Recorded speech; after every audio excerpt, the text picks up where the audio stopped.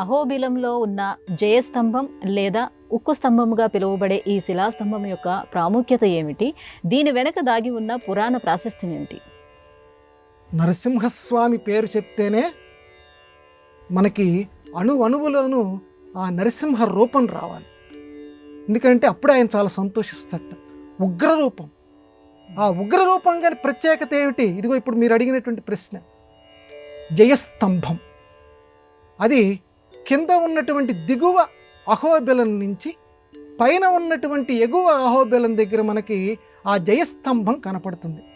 ఆ జయస్తంభం దగ్గరికి వెళ్ళి దాన్ని అందరూ కూడా దాన్నే ఆలింగన స్తంభము అని కూడా అంటారు.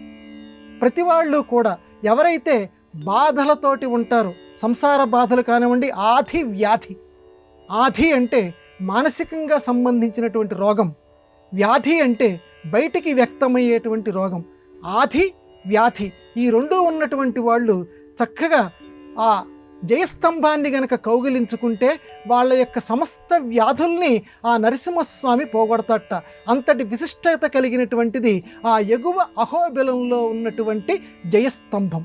ఏంటండి దానికి జయస్తంభం అని ఎందుకు పేరు వచ్చింది అని అంటే, ఏ ప్రహ్లాదుడైతే ఉన్నాడో ఆ ప్రహ్లాదుడిని వాళ్ళ నాన్నగారు అడిగారు, ఏరా ఎక్కడ పడితే అక్కడ ఉన్నాడంటున్నావు కదా, ఈ స్తంభంలో ఆ నరసింహుడు ఉన్నాడా, లేకపోతే ఆ స్వామి నువ్వు ఎవరి కోసం అన్వేషిస్తున్నావో, ఎవరినైతే నిరంతరం తలుస్తున్నావో ఆ శ్రీహరి ఇందులో ఉన్నాడా? డింభక సర్వస్థలంబుల అంబోరుహ నేత్రుడుండునంచు పోతన్న గారు రాస్తాడు.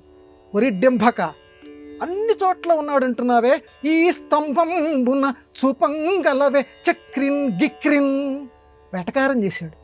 చక్రిన్ అంటే చక్రము కలిగినటువంటి వాడు. అహోబిల నరసింహస్వామి ఈ స్తంభంలో ఉన్నాడా అని వెటకారంగా మాట్లాడాడు. గిక్రి అంటే వెటకారం. రామయ్య గేమయ్య అన్నట్లుగానే ఆ దేవుణ్ణి పట్టుకొని ఎగతాళి చేశాడు. చక్రిన్ గిక్రిన్ ఇందులో చూపిస్తావా నువ్వు అని అంటే, వెంటనే ఆయన అన్ని చోట్ల ఉన్నాడే, ఇందుగలడందుడే మనందరికీ తెలుసు. అన్ని చోట్ల ఉన్నాడు, ఇందులో కూడా ఉన్నాడు, ఈ స్తంభంలో కూడా అన్నాడు ప్రహ్లాదుడు.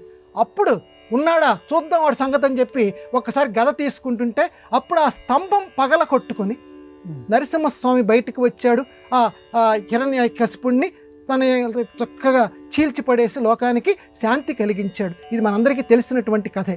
అదిగో ఆనాడు ఆ స్తంభం చీల్చుకొని వచ్చాడే నరసింహుడు. ఆ నరసింహావతారంలో ఆ స్తంభమే ఈనాడు ఎగువ అహోబిలంలో ఉన్నటువంటి జయస్తంభం ఆనాడు. కాబట్టి ఎగువ అహోబిలంలో ఇప్పటికీ కూడా అది దర్శించి నేను చాలా పులకించిపోయానమ్మా.